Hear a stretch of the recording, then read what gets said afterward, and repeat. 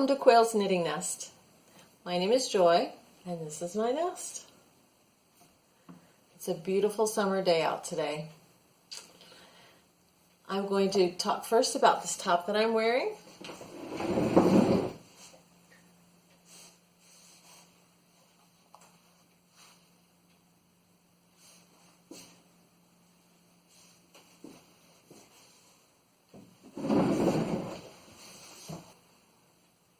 This is called the Curvy Lace Pullover.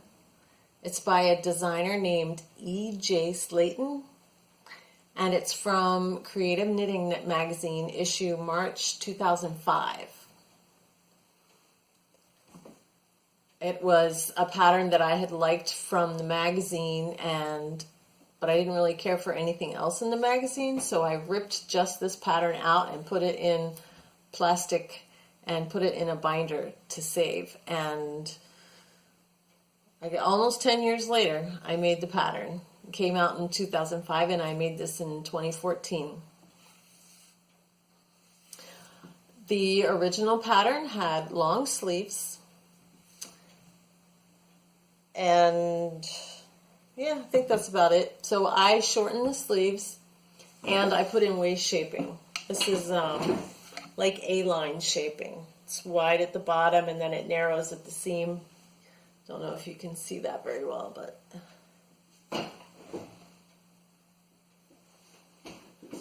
so that's how it fits.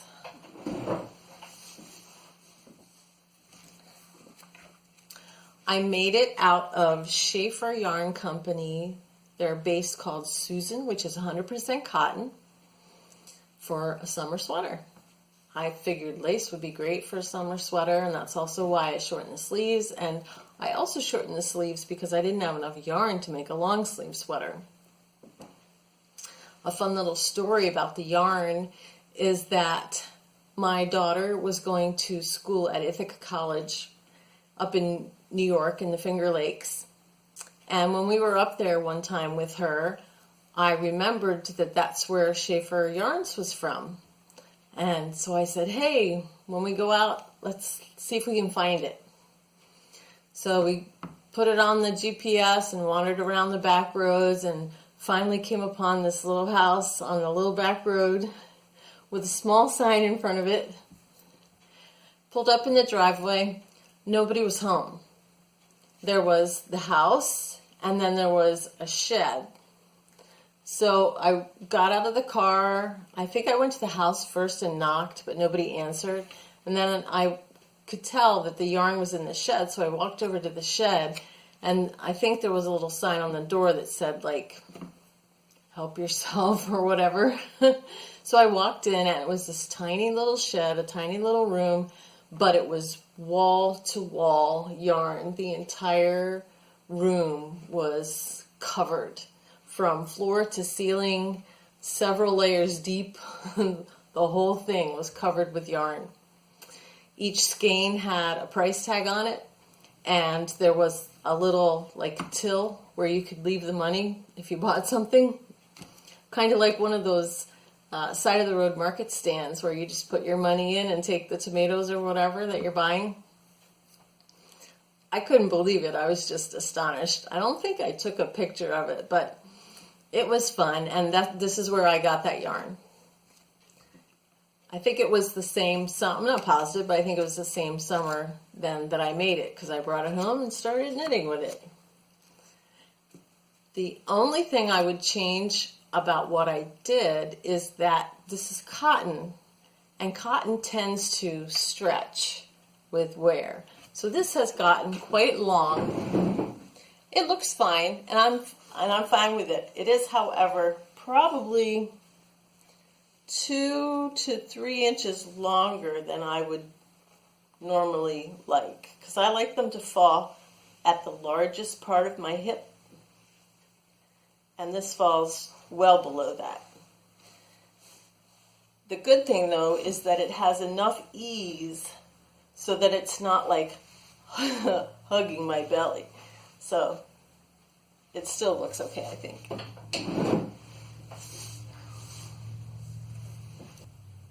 All right, I have this little tool, which I have been using a lot. I was talking about making that hat by Alasdair Post-Quinn, and I will show it to you in a moment. But first, this has been my constant companion and little friend during the process of making this hat. I'll put up a picture here so you can really see it, because I know you can't really see it in the camera, the video. It is a double-sided crochet hook about the size of a cable needle.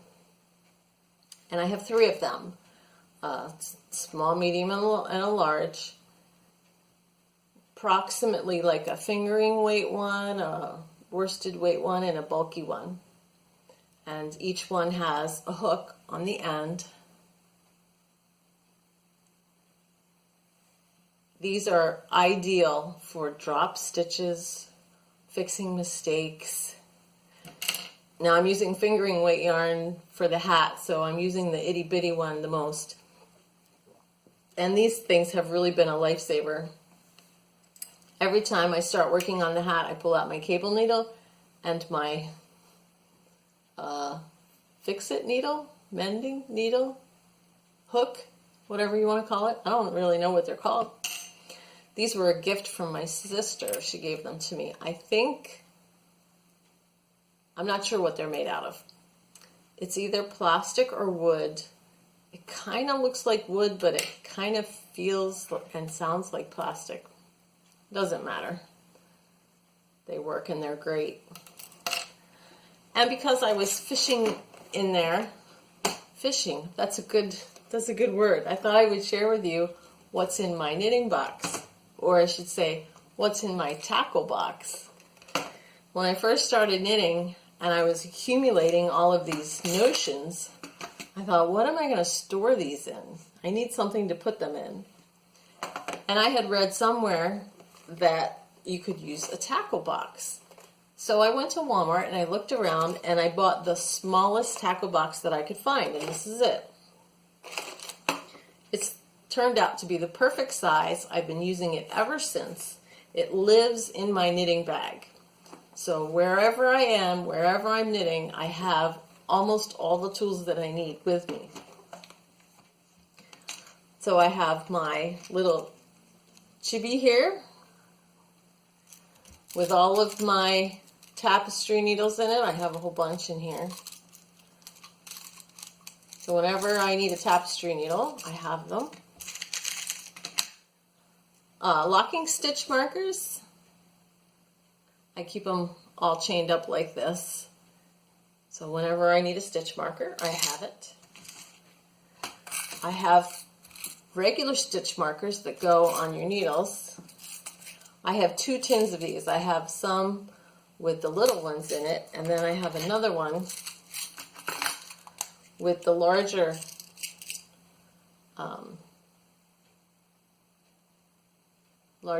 stitch markers in them. I also have pins when I'm doing a set sweater and I want to sew a seam to pin the seams together. I have these great pins.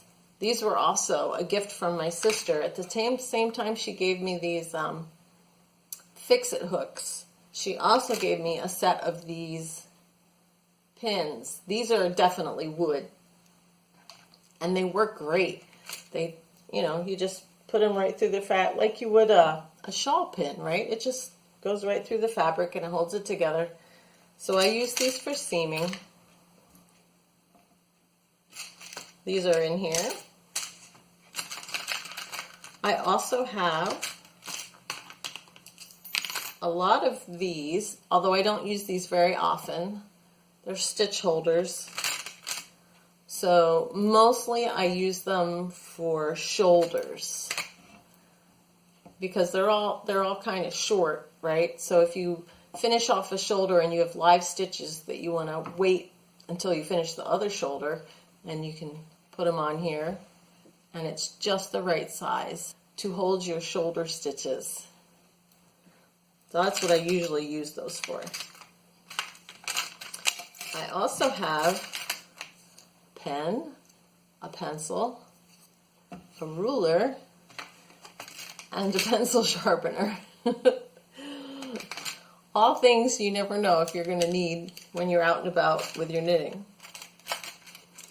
I really don't need these now since I have my mended hooks, but I also have 2 crochet hooks in here, just in case. And I do use them, especially for drop stitches.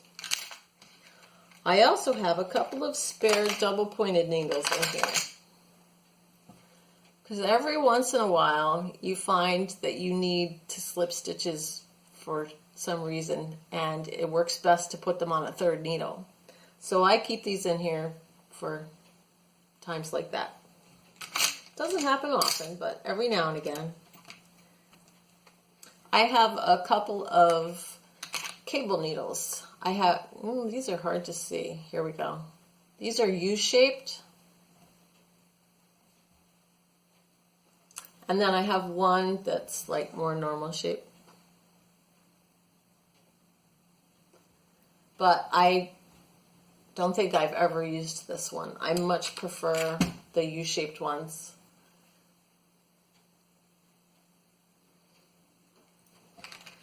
I guess not a lot of people like the U-shaped ones because they are hard to find. And these are metal, which I like. Usually when I'm looking, if I lose them and I need one, I'll be looking around and I can only find a plastic one. That about does it for my tackle box. There are a couple things I keep in my knitting bag which don't fit in the tackle box. The main one being my scissors. They're in use constantly. The other things I don't use as much. One of them is a gauge, whatever you call these things. It has the gauge sizes for your needles. And measuring tape. I don't use the measuring tape all that much because I find it better to use either a ruler or a yardstick. However, if I'm on the go, I don't have room to carry a yardstick around with me, so I keep this measuring tape in my bag for when I'm on the go. That constitutes most of my tools, and it lives in the bottom of my knitting bag all the time, so it's there handy whenever I need it. What am I working on now? As I mentioned before, I started the hat by Alasdair Post-Quinn called Vasily. I'm using Liverpool yarns. It's their Shetland fingering. Here's the yarn. Now last time I forgot to bring it with me, but I had 3 colors and I switched one of them out. This medium brown color was actually a lighter color. And I discovered as I was working with it that it was blending with the white too well. I know it seems weird because held like this it looked fine, but when I started knitting them together in the hat, it wasn't standing out very well. And then I remembered that I had a 4th skein, so I went up and found it, and it's a darker brown, and it's working out perfect here. Let me show you. So I think the 3 colors are combining beautifully in the hat. Now it took me 3 days to get started on this hat. I had to do the cast on at least twice, and then the first 2 times I was using the other brown color, and it wasn't until I got up past the first cable crossing that I thought the first brown wasn't going to work. So I ripped the whole thing out and started over with the darker brown. Finally got started. I've finished the first repeat and I'm just started the second repeat. This double knitting, it's fingering weight yarn. It's on a size 1 needle. It's double knitting, so there are twice as many stitches on the needle as you would normally have, which means this needle is crammed full of stitches and they constantly want to pop off the end. And it's a dense cable. So whenever you do a cable crossing, you have a very tight fabric that you're working, that you're trying to knit into. So because of all three of those things, this is a very slow knit and it's hard on my hands.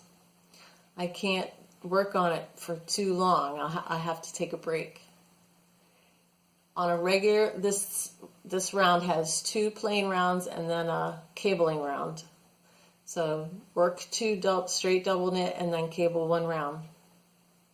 The nice part about the double knitting is that you knit a white stitch white, you knit a brown stitch brown. There's no changing of the colors.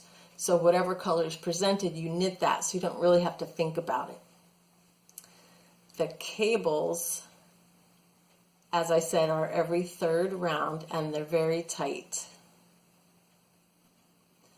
A regular plain double knit round takes me about 30 minutes to get through. And a cabling round takes almost an hour. So it's a slow go. But I'm really liking how it's turning out. And I will keep working on it. Stay tuned.